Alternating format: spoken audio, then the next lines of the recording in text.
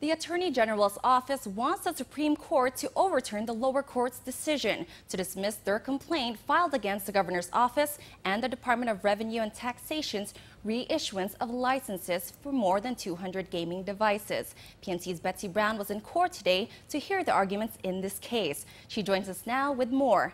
Betsy, what is the basis of the AG's appeal in this case?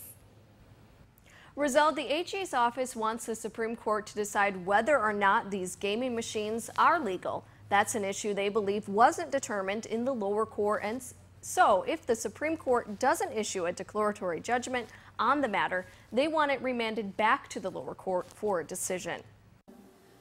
We are going to ask the court to reverse the decision of the court below and to remand this for proceedings on the merits and, if possible, to exercise its discretion to decide issues of law. Assistant Attorney General Marianne Wolashuk today asked the Supreme Court to issue a decision on whether or not gaming devices are legal under the regulations the Department of Revenue and Taxation issued them by, or to at least remand the issue back to the lower court for a decision.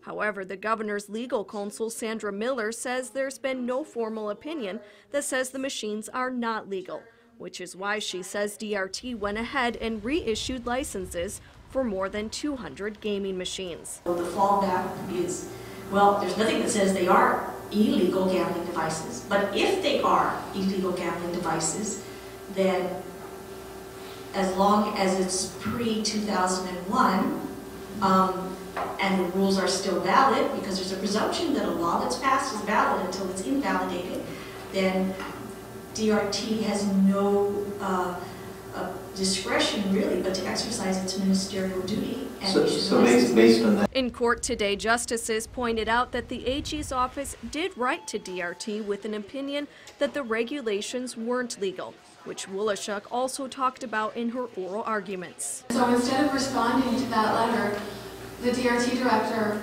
issued the licenses. So the DRT director showed us what he thought in response. He didn't have to write it, put it in writing, because he told us by his actions.